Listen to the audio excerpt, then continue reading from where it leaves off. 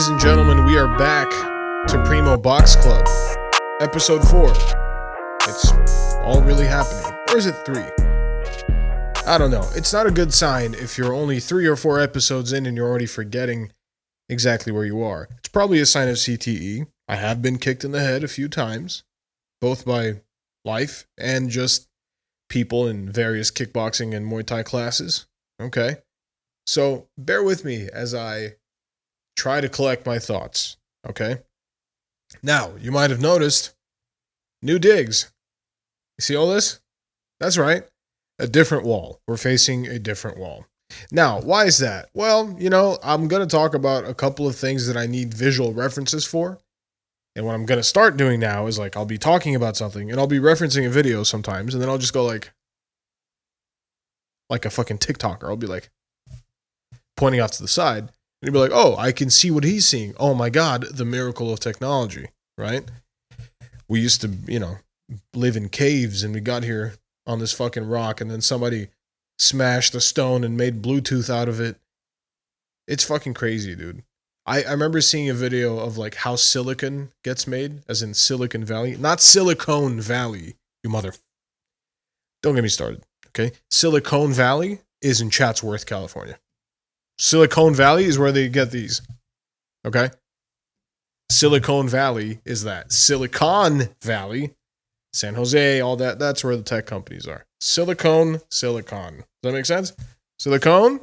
If you're not watching, you're completely missing the bit. Anyway, it's been a hell of a fucking century this January. I don't know about you guys, but good Lord, has a lot happened since the start of the year. I'm not even going to get into the whole, who the president is thing, because I don't need to tell you. You already know. You know who the fucking president is. It's Elon Musk. Elon Musk is the president. If you disagree with me, you are wrong, and that's okay, but you are completely wrong. It's bizarre to think that, turns out all you need is a bunch of money. That's really all you need. You just need to be rich as shit, and then turns out you can run the most powerful country in the world. Now, you might see me checking my watch like this, and it's because I am tired of talking to you. No, it's I have a little viewfinder on my Apple Watch, so I can actually see what you're seeing. Hooray! More technology. Beautiful. Now, as you see, I'm surrounded by lush greenery that is not made of plastic at all, and instruments to let you know that I am indeed a man connected to the arts and music and all of these things, and a beautiful rice paper lamp to show you that I am gay. I don't know what that means, but I think it's covering up the vinyl, which is kind of a mistake. Although I am leaning too heavily on all the music stuff, right? It's yeah, we get it, dude. You fucking listen to music. Congratulations. Oh, no way, you make it? Oh, cool, man. So does everyone in LA. Just a little insight into my self-talk. That's how I address myself.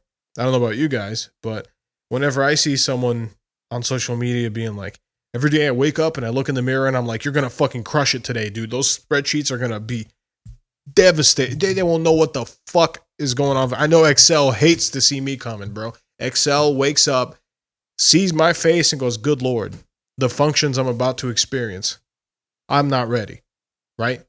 I'm not that guy. I wake up and then I purposely don't look in the mirror to avoid acknowledging the mistake I have become. The pile of filth that has somehow, evolved into a human being. That's just me. I don't know about you guys, but question for you. Is this scary? Because, I used to be so close to you guys, and now I'm so far away, Does this feel weird? Do you guys miss me yet? Or are you grateful that I'm perhaps farther from your face than I was last time? You know what? We're going to figure this whole thing out, guys. Okay? We're just trying it all out together. Okay? We're seeing what works. We're seeing what doesn't work. Okay? And I thank you for following me in this brand new direction my life's taking. Okay? The biggest piece of news that I actually want to talk about is tragic and horrible, but but I have some, insight into it that you might not. Well, you know what? Here, let's just talk about it. So, the plane that crashed into a goddamn helicopter over the Potomac River in D.C. Now, in 2 words, holy shit, right? Like, how does that happen? And I know people are all, conspiracy theorists are coming out and going like, well, I don't know, man. I bet like the inventor of the superconductor was on the flight. No, not this time. It was Blades of Glory. Blades of Glory was on that flight. And no chance for a sequel now, I'm afraid. But no, horrible story. Like, I believe it was like a children's figure skating team, and some other like cartoonishly tragic thing happened where it was like I don't know, an entire orphanage was on the flight or something equally horrible happened. But in the helicopter, I believe it was some sort of training mission or something like that. They were practicing like, late night ketamine runs for Elon or some shit like that. But they were practicing that, and then the worst thing that could ever happen, which is a midair collision, happened. And sure enough, no survivors. Who knew, right? Horrible. But this is not the first midair collision I've been exposed to in my life. This is going to sound like I'm making it up. I am not making this up. I swear to God.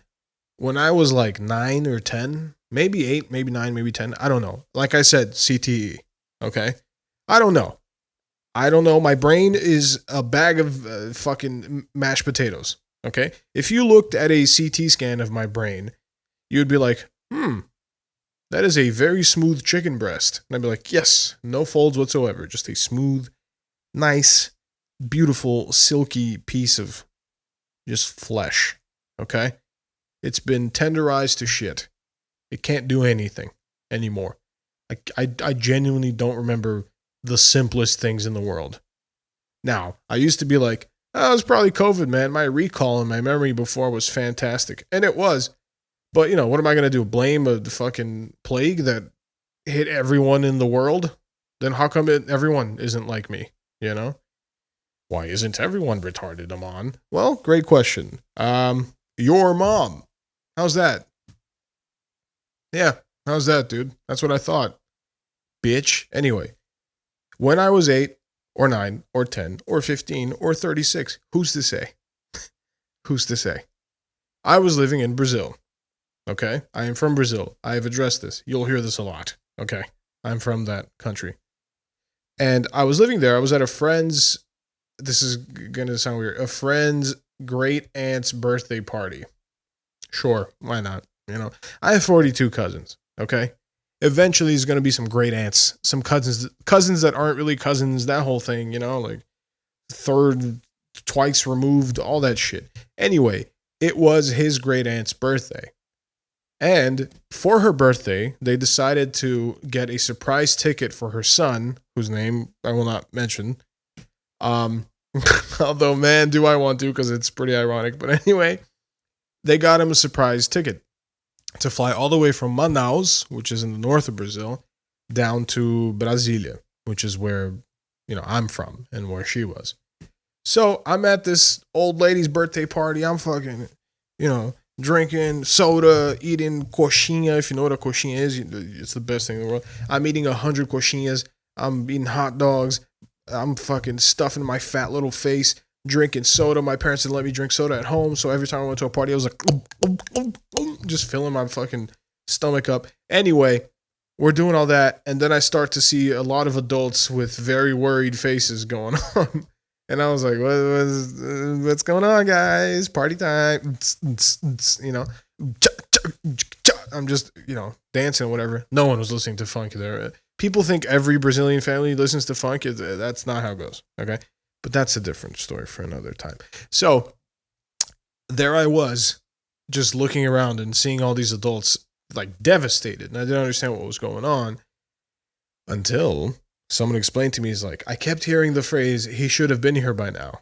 Or he should have been here now. Like, what's going on? The flight's late. What's happening? I believe his sister went to the airport to pick him up, and the flight was just delayed, and no one knew what was going on. And they kept checking, and the flight just wouldn't show up. They had no idea what was going on until eventually, horribly, they confirmed that the flight actually crashed.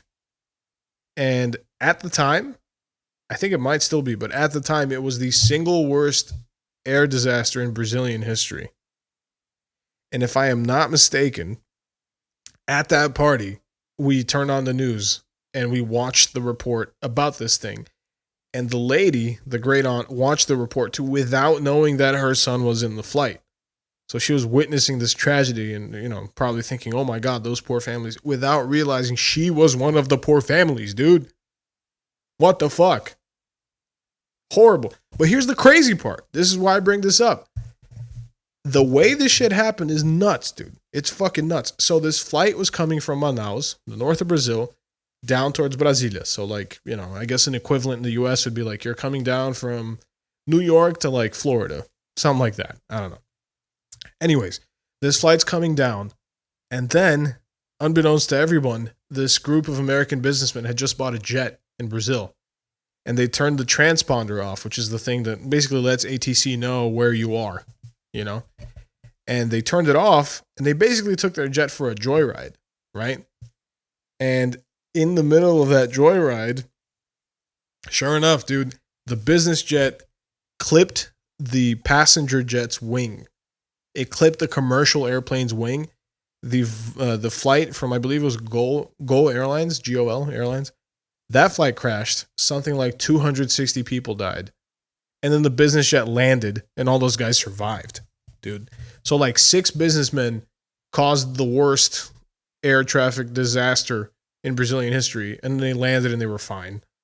I don't even know if anything happened to those guys, They were probably so coked out of their fucking mind. They were like, oh my God, dude, fuck, did you see that shit, dude? And the other guy's like, oh, yeah, man. Oh, fuck. Just pilots, gurning his fucking teeth to a fine powder and then snorting that because he thinks it's the coke. Anyway, that's a crazy story. True story. And, I've flown a lot as a kid, like a lot. Because I was born in Brazil. I lived in Monterey. I lived in DC. Lived in Switzerland. I lived in France. I lived in a bunch of different places. So I've flown a lot of times. And as a kid, I didn't give a fuck. I was like, all right, sure. I'll fly, no problem. Then that story happened. And I was like, you know what? Maybe this flying stuff's a little sketchy sometimes.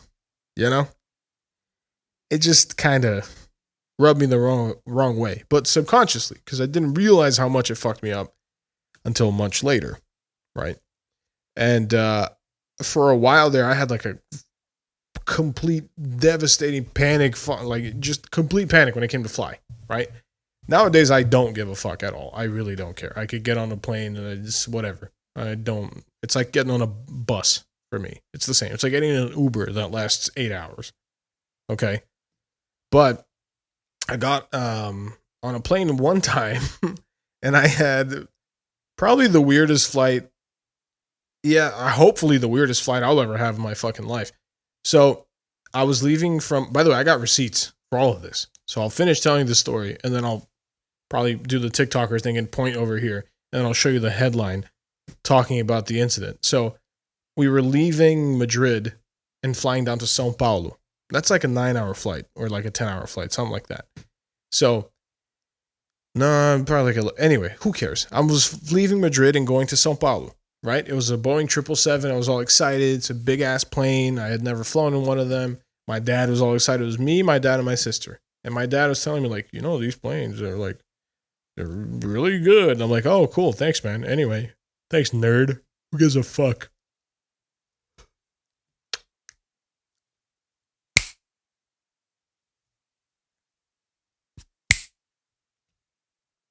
So my dad was all excited about the plane because he's a big aviation nerd. And he was like, these planes are really big. And he gave me like some fucking boring facts about the plane. And I was like, thanks, nerd. Anyway, I'm going to go sit over there. And you guys go sit over yonder. And then I believe my dad and my sister were together. And then I was by myself on some other lane because my parents don't love me. So, no, they love me very much. I was sitting next to this guy who I believe was born in Chile, but moved to Spain when he was a kid. So he hadn't really ever flown as an adult. And he was fucking petrified, dude. He was so fucking scared. Like, he turned to me and straight up was like, hey, man, what's up? Like, Do you do this a lot? I was like, well, what? And I get freaked out by strangers? Yeah, all the time. He's like, no. Like, do you fly often? I was like, yeah, dude, I've flown so many times. Keep in mind, at the time, I was very scared of flying. Very, very scared to fly. But this guy was way more scared than I was. So for some reason, I took solace in that, where I was like, you know what? Look at this pussy. No, I'm kidding. But I was like, listen, if this pussy can't, is feeling like this, I'm fine. Okay. But realistically, what it was is like, by teaching the person all these things like, oh, it's not that dangerous, this and that, I could calm myself down because I'd realized that I was being irrational. But anyway, this guy's asking me like, how does it go? Like, I'm nervous. Is it going to shake a lot? I'm like, listen, it might shake a lot, but it doesn't mean anything. No plane has ever gone down because of shaking. That's not a thing that's ever happened. I think the one time a plane went down because of turbulence, it was wake turbulence, which is like when all that Gulf Stream out of the back of the turbine hit another plane because it took off too soon after another plane took off. And then that shit went. Anyways, this guy's freaking out. I'm trying to calm him down. We take off. Madrid airport has like a huge runway. So we take off. Kind of takes a while. And, we're just cruising, whatever. The guy's kind of more chilled out. I'm watching some movie. And then I always kind of switch between the map thing on the plane where you can see exactly where you're flying over and the movie. Sorry, I'm boring myself with my story. No, but we were flying over Morocco at one point. And then out of nowhere, we get an announcement on the PA where the flight attendant goes, ladies and gentlemen, if the captain would like to let you all know that, unfortunately, due to a navigations equipment error, we are going to have to turn back around and land back in Madrid. And, it was so funny. The whole flight just went like, oh, fuck. Like, everybody threw their hands up and just groaned. It was like, God damn it. But, I'd rather do that than crash in the ocean. So I was like, okay, whatever. I've never done this before, but let's do it. And then they told us this. It's like, don't be alarmed. We have to dump fuel. Because I don't know if you guys knew this. You can't land with the same weight you took off. It'll crush the landing gear on a plane.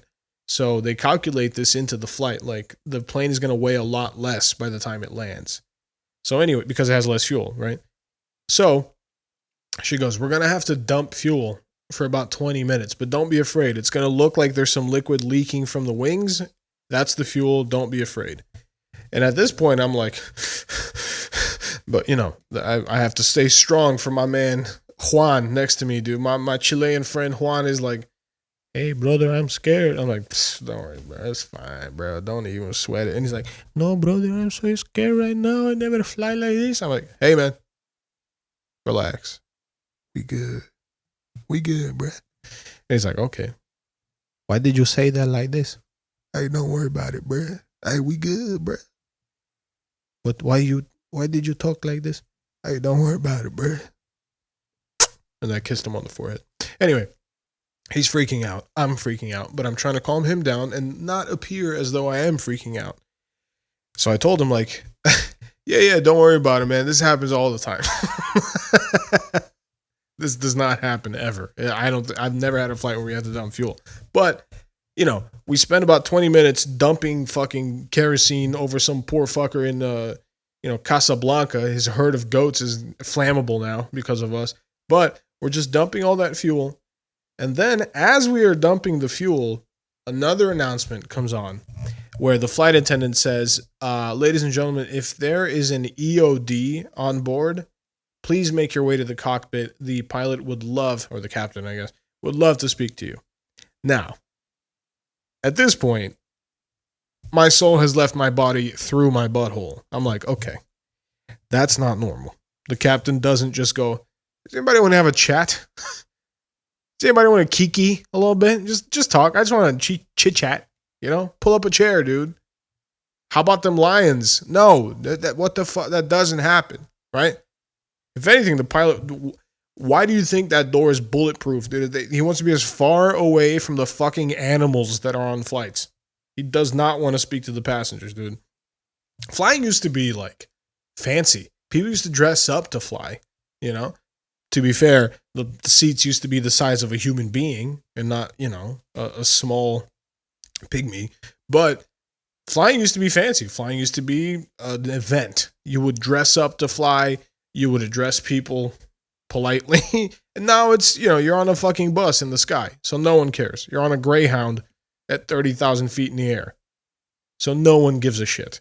I have seen war crimes committed on planes before. There's always some motherfucker who looks like his dad is the CEO of Raytheon, but is a white guy with dreads that has got all his dogs out in the plane. And those bitches are barking, dude. All his feet are out. He's always got his feet like up on the wall because he's on the first row. So he's got his feet up on the wall and his dog's going, "Arr, arr, arr." It's disgusting. Anyway, kill that guy. Electric chair immediately. They tell us about this EOD situation. And we are freaking out internally. We're processing this information. And in my head, I am fucking running through every combination of anything that could start with EOD. I'm like, okay. Electric Oreo dispenser. No. Emotional ostrich diet. I'm just trying to put anything like that together to try to make sense of it in my head, And nothing's coming up. I can't, for the fucking life of me, figure out what an EOD is. So I straight up was like, you know what? I'm just going to ask. I'm just going to ask the flight attendant, It's like a cop, dude. If you ask a cop, are you a cop? They have to tell you. By the way, not true at all. So I asked the flight attendant, like, yo, hey, in Portuguese, by the way. So I thought, like, she gets me. We get each other. We have an understanding. I came up to her and was like, hey, real quick. It's just, you can tell me. It's just me. What's an EOD? Huh? What is that? And she went, with the face of a bullshitter, with the face and voice and actions and body language of someone who is lying because they are scared. She said, that's just a navigations engineer. And then she pulled this face. Yeah, okay, sure. She said, it's a navigations engineer. If he can come to the cockpit and fix the issue, we can just keep flying all the way to Sao Paulo. Mm-hmm. Now, I knew she was lying because we already dumped fuel over, like I said before, Mahmoud in fucking Casablanca, dude. All his goats are on fire now, and it's our fault. So we can't possibly fly to Sao Paulo. We don't have enough fuel. You understand what I'm saying? Pretend you're in a car. All right. And you removed the gas tank. And then I turned to you and was like, we're good to go. Let's drive to San Diego. Like that. It's not happening, man. Okay. Anyway, I saw through it, but I was like, yeah, for sure. Okay. And on the walk back to my seat, I was convinced my life was over. I was in a Final Destination film, and I would either be burnt to a fucking crisp, or I would find myself in a watery grave over the Atlantic Ocean. So I was fully terrified. I tried to find my dad, and I was like, what the fuck is an EOD? And he's like, I don't know. We're just going to land back and see what happens. So the plane keeps going towards Madrid again. And like I said before, Madrid airport, the runways are gigantic. Like they're huge runways, right? So we land, but then I start to notice like a lot of the lights are off at the airport. Like most of the lights are turned off. So I'm like, what the fuck is going on? Like it's not that late. Flights should be still coming in and out. And we land and then we just stop in the middle of the runway. Like we don't taxi to the airport. We don't do anything. We just stop. And I'm like, okay, this is very weird. I'm looking out the window. I can see the airport. It's like 2 miles away. Like there's no lights. There are no other planes on the runway. There's nothing going on. It's just us on the runway and then the airport 2 miles away. I mean, I'm thanking God I'm on the ground at this point. So anything after that, I'm like, oh, Allahu Akbar, Allahu. Maybe not the best thing to say on a plane. Okay. But that's because of bigotry. That's because you're a bigot. It just means God is great. Okay. If you think it means something else, that's on you, buddy. That's your problem. But anyway, At this point, I'm like, Allahu Akbar, astaghfirullah. Anyway, I'm thankful that I'm back on the floor, basically. I'm talking to my dad, and, we're just kind of hugging each other, crying, kissing, all that stuff. Like, oh, we made it. And we get another announcement where this flight attendant basically says, ladies and gentlemen, we are about to deplane the aircraft, but please bring your carry-ons. And I thought that was odd because a lot of the time they say, like, if you got to get out of the plane, don't grab shit, just get out, bro. Not what they said. It was the complete opposite. It's like, make sure you grab your carry-on. And we're just going to have you walk out.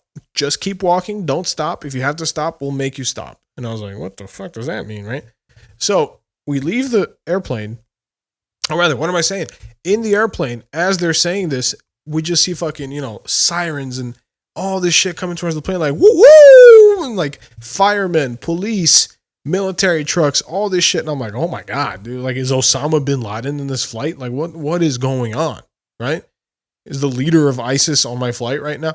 So I'm kind of, fully freaking out at this point, but we don't know what the fuck's happening. So we get off the plane, we start walking, and as we walk towards these two buses they got to take us back to the airport, there's like two lines of just sniffing dogs, drug sniffing, whatever, bomb sniffing, I don't know.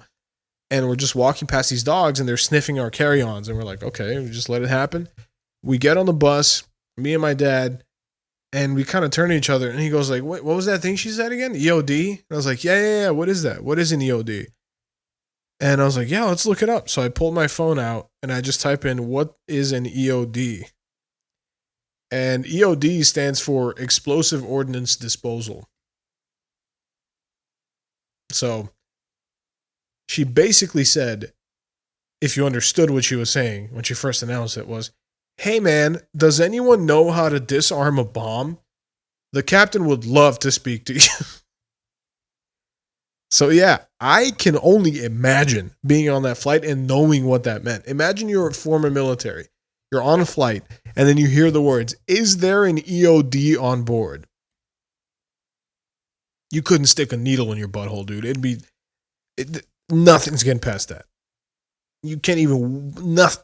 Like, that's, you understand what I'm saying? The pucker factor on that is fucking it.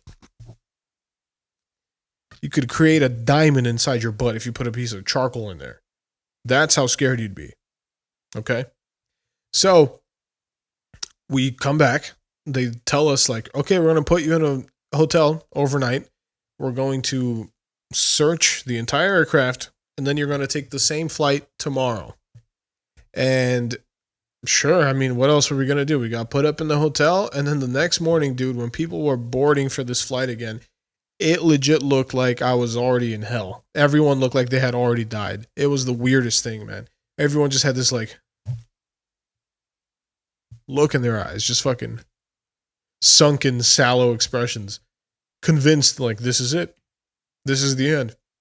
I didn't even get to start that drop shipping store I wanted to. Some guy was like, I'm a virgin.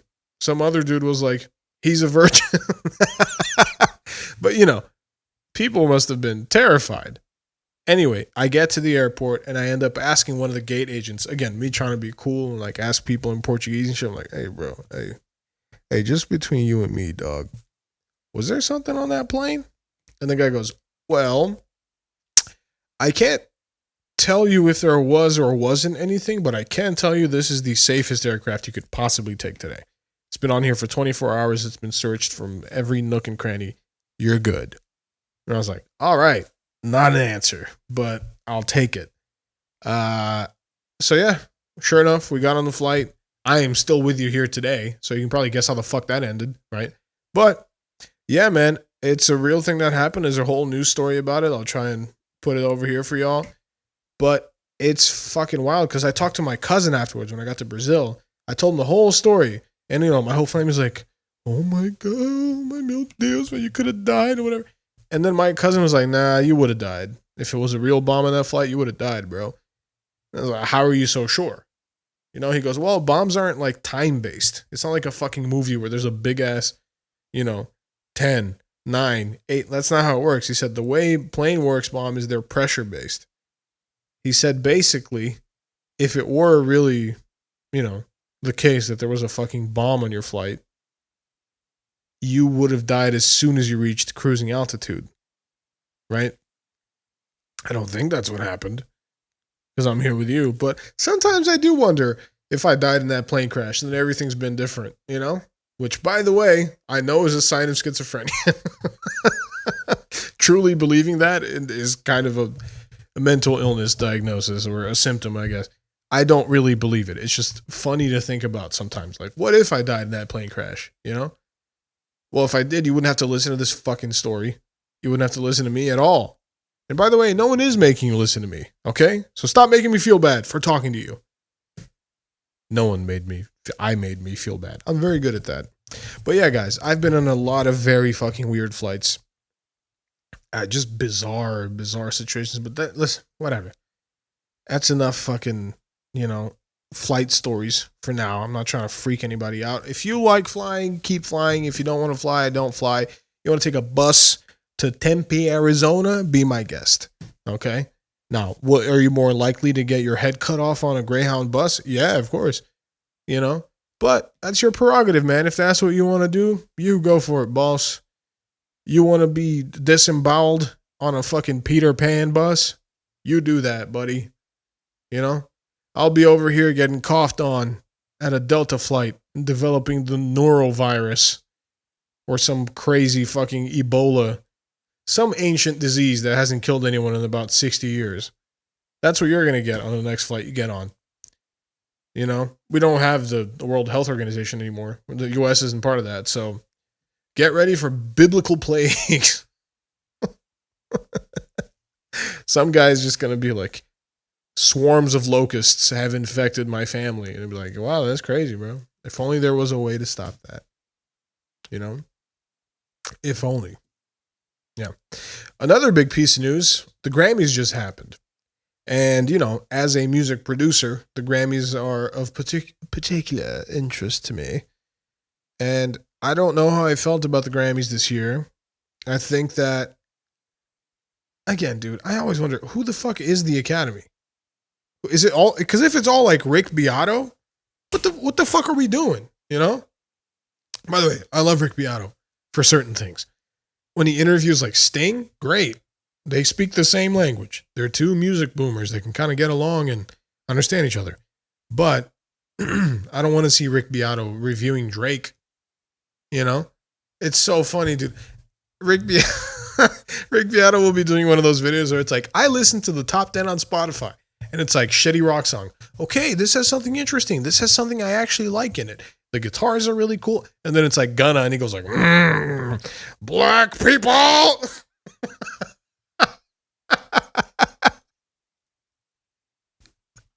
Rick Beato's like, I hear a black. And he gets angry. And I don't think that's what happens. Okay. And Rick Beato, if you see this, first off, why? Second, I don't think you hate minorities. Okay. I just think it's odd that every time a song happens to be rap, it happens to have trap production or shit like that, you're like, this is a bad song. Like, listen, dog, you can intellectualize whatever you want, but don't try to convince me that, I don't know, fucking Danny Glover by Young Thug is not a great song. Oh, but it doesn't have instrumental. Shh. Shut your mouth. Shut your mouth, man. Don't speak again, please, Rick Beato. But, when he's asking Sting about deep cuts from his third The Police album, fantastic. Was there even a third Police album? I don't know. I don't think so. Don't quote me on that. Maybe there were. Who gives a fuck? The point is, Rick Beato's a racist. He's not. I'm sure he's lovely. It's just funny to fucking, see him weasel his way around saying what he's trying to say sometimes.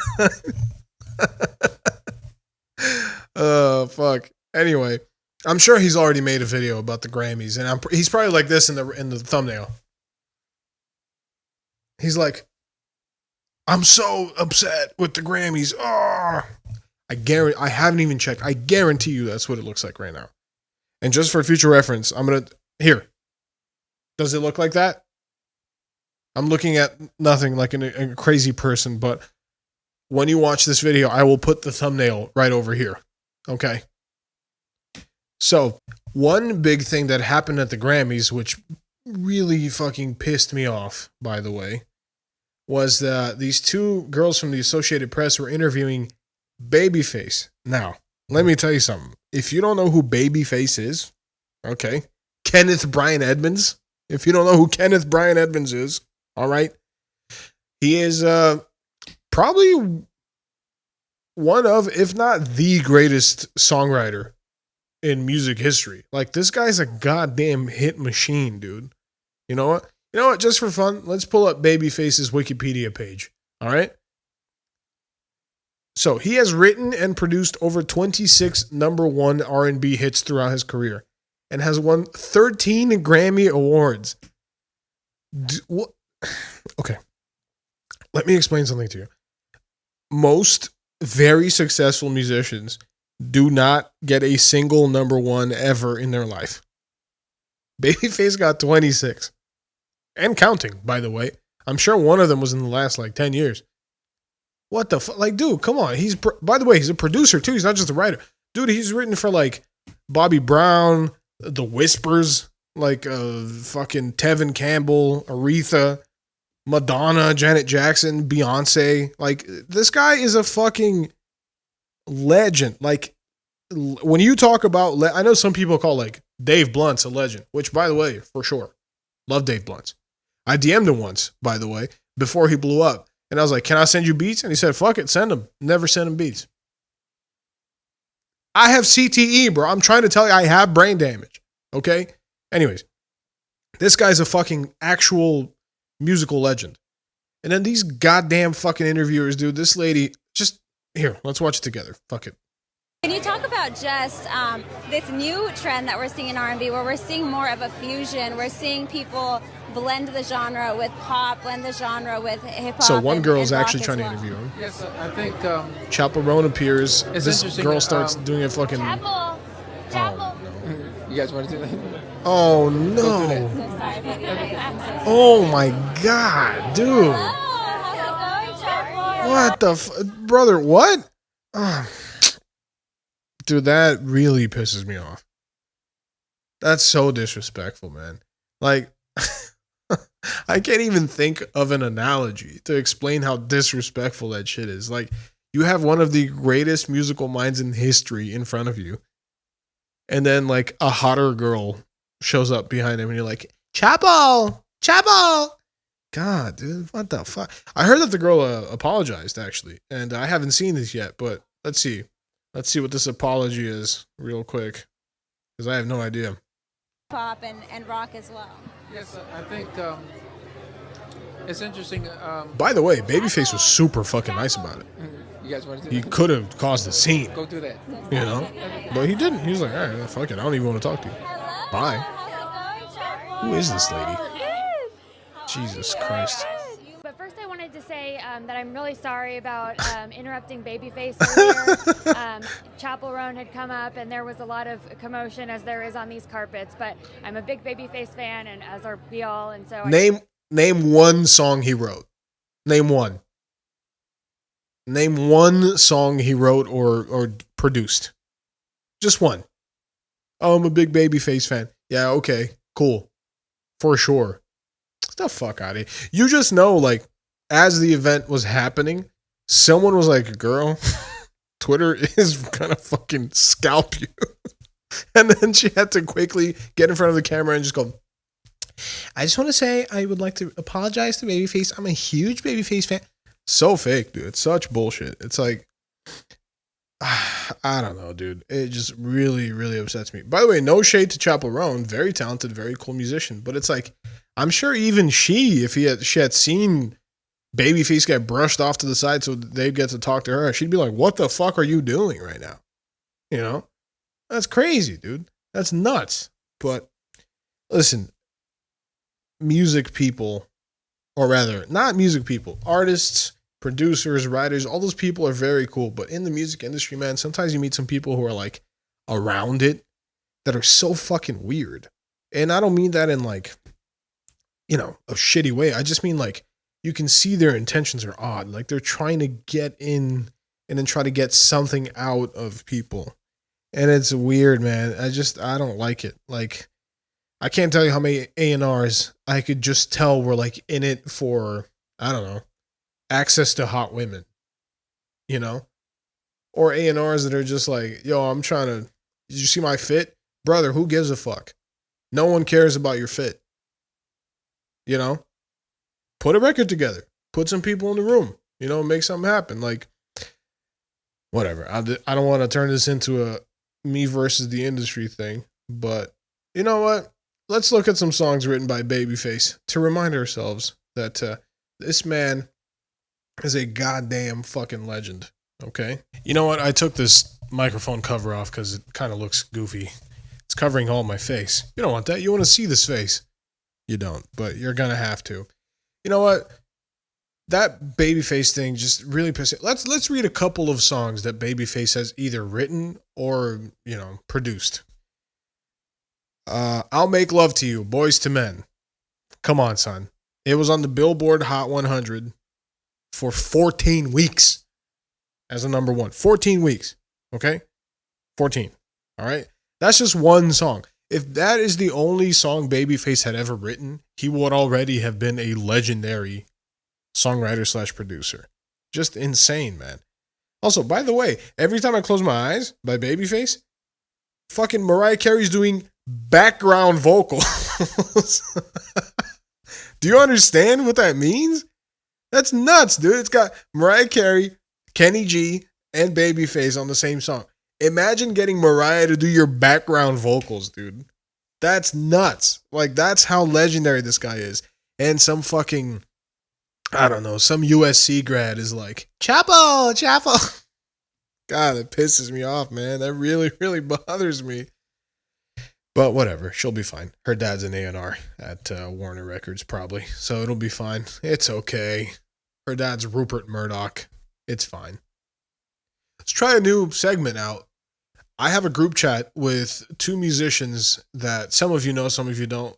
Nami and Maddie Michna, two supremely talented human beings. But we like to send each other like bizarre brain rot videos. And over time, they've devolved into like this fucking impossible to describe slop that we just laugh at so goddamn hard. And I think we've reached a new level now where this algorithm that, you know, just like everyone says, they built it brick by brick. My algorithm now is just like if a Victorian child took one look at my phone, they would combust into flames immediately. They would die so quickly, it's not even funny. But what I'm trying to say is I think I've reached a new level because now the content I get is Ghanaian juju videos. So let's watch one together and you tell me what you think, okay?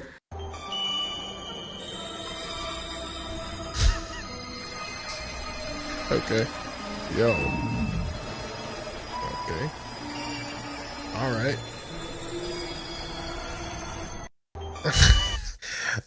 Listen, those skulls at the start, I think those are real. I think those are real human being skulls that we're looking at there and all those bones and shit. Listen, as much as I want to be a cool, you know, guy that's like, I don't even care. I believe that shit, dude. I believe it. Okay? And this one? The Money Tree Temple. The sacred society. Poverty is not friendly to anyone. Why haven't you looked for a solution to wipe away poverty from your family, from your life? The Money Tree Temple is open. It's for open. Every soul to come and be a member. Don't be scared. Come. You will be accepted. It's located at Ghana North. Hey, look. Your problem will be solved. I believe it. Will never be your problem. I believe all of it. Will never be your problem. I'm laughing because I'm scared. Will always be there for you. Come to the Money Tree Temple. Don't be scared. Listen, man. If you got to tell people twice, don't be scared. It's because they're terrified. Did you see that shit, dude? Whatever that guy promises you, if you hit him up on WhatsApp, I believe he'll make it happen. Okay? That was fucking terrifying. Jesus Christ. Like, Deus me livre. I gotta say that in Portuguese, and also astaghfirullah. Thank you. But what the hell, dude? We got Tito Ortiz here reacting to people, I believe police officers breaking into his house. Let's see. You are in my house and you are trespassing, and that is very bad now. Very bad karma. Okay, I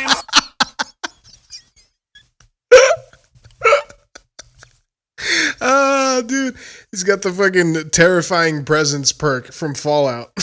You know what I'm talking about? Dude, the cop said, I'm sorry. Police officers shoot people to death in America. You know how scared a cop has to be for him to say, I'm sorry? Please don't hurt me, you giant man. Holy shit, dude. Oh my God. That guy scared me through the screen. Imagine being in that room. And by the way, the juxtaposition of like just watching golf in the back, the most peaceful, boring sport of all time, and being like, very bad karma. How angry. I don't think I've ever been as loud as that guy is that video ever in my life. Like, listen to this shit, dude. Listen to this again. You are in my house and you are trespassing, and that is very bad. Bad karma. Very bad karma. Okay,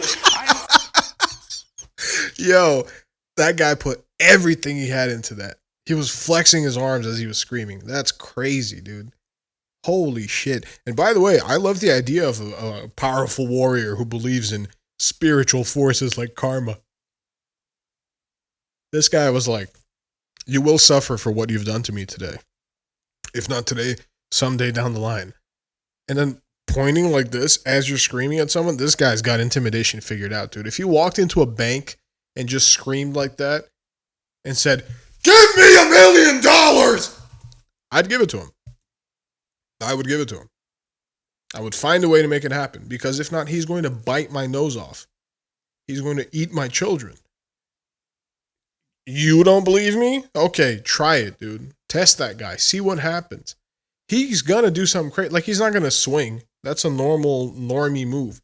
He's going to fucking bite your nose off.